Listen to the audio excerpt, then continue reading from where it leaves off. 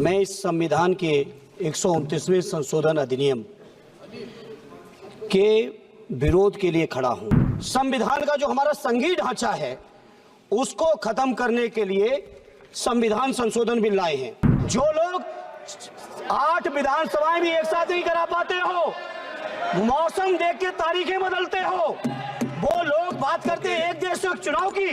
देश के जनमानस से कहना चाहता हूं, ये भारतीय जनता पार्टी के लोग तानाशाही लाने के नित नए रास्ते लाते हैं। माननीय सर्वोच्च न्यायालय की भावनाओं के विरोधी, गरीब विरोधी, दलित विरोधी, पिछड़ा विरोधी, मुसलमान विरोधी इस नियत को वापस लो। ये अध्यक्ष जी आपके माध्यम से मेरी आपसे प्रार्थना। धर्मेंद्र यादव। धन्यवाद अध्यक्ष जी। मैं इस संविधान के 129वें संशोधन अधिनियम के विरोध के लिए खड़ा हूं। अध्यक्ष जी, मैं समझ नहीं पा रहा हूं, अभी 2 दिन पहले संविधान को बचाने की, संविधान की गौरवशाली परंपराएं की कस्में खाने में कोई कमी नहीं रखी। 2 ही दिन के अंदर संविधान की जो हमारी मूल भावना है, 2 ही दिन के अंदर संविधान का जो हमारा बेसिक स्ट्रक्चर है, 2 ही दिन के अंदर संविधान का जो हमारा संघीय ढांचा है उसको खत्म करने के लिए संविधान संशोधन बिल लाए हैं।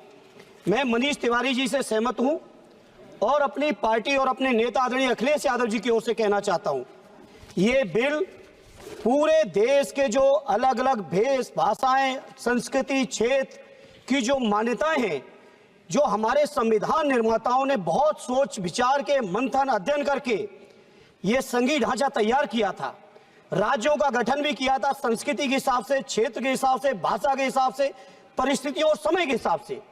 मैं नहीं समझता अध्यक्ष जी, मुझे कहने में कोई संकोच नहीं, उस समय के हमारे संविधान निर्माताओं से विद्वान, बाबा साहब भीमराव अंबेडकर से ज्यादा विद्वान इस सदन में अभी कोई नहीं बैठा, मुझे कहने में संकोच नहीं है। और ये संविधान की मूल भावना को खत्म करके कैसे तानाशाही के रास्ते निकाले जाएं, इसके अलावा कोई काम ही नहीं बचा है। आखिर ये मनीष तिवारी जी ने कहा, कहीं एक विधानसभा के चुनाव अगर कोई अविश्वास आता है, अगर बहुमत नहीं मिलता है, तो क्या पूरे देश का चुनाव कराओगे?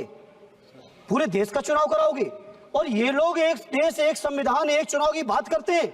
जो लोग 8 विधानसभाएं भी एक साथ नहीं करा पाते हो, मौसम देख के तारीखें बदलते हो, वो लोग बात करते हैं एक देश एक चुनाव की। इसलिए अध्यक्ष जी, मैं अपनी पार्टी की ओर से, अपने नेता आदरणीय अखिलेश यादव जी की ओर से इस बिल का पुरजोर विरोध करता हूं और आपके माध्यम से देश के जनमानस से कहना चाहता हूं, ये भारतीय जनता पार्टी के लोग तानाशाही लाने के नित नए रास्ते लाते हैं। जो 8 विधानसभाओं का चुनाव एक साथ नहीं करा पाए, 4 राज्यों के चुनाव एक साथ नहीं करा पाए, वो पूरे देश की लोकसभा और सारे प्रांतों की विधानसभाएं एक साथ कराने की बात करते हैं।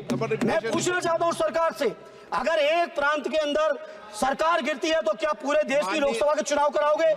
क्या अगर लोकसभा के चुनाव के चक्कर में उस प्रांत के लोग क्यों सफर करेंगे? अरे चर्चा कर लेना।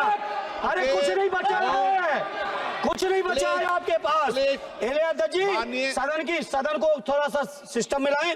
अध्यक्ष जी, आपसे अनुरोध है, आपके माध्यम से सरकार से अनुरोध है, जनता ने बड़ी उम्मीदों के साथ हम सबको भेजा है और हम सब लोगों की जिम्मेदारी है ये संविधान विरोधी, संघीय ढांचे विरोधी, बेसिक स्ट्रक्चर विरोधी कई केसों की चर्चा की मनीष तिवारी जी ने, मैं उनके साथ जोड़ते हुए माननीय सर्वोच्च न्यायालय की भावनाओं के विरोधी, गरीब विरोधी, दलित विरोधी, पिछड़ा विरोधी, मुसलमान विरोधी इस नियत को वापस लो। ये अध्यक्ष जी आपके माध्यम से मेरी आपसे प्रार्थना है। बहुत बहुत धन्यवाद।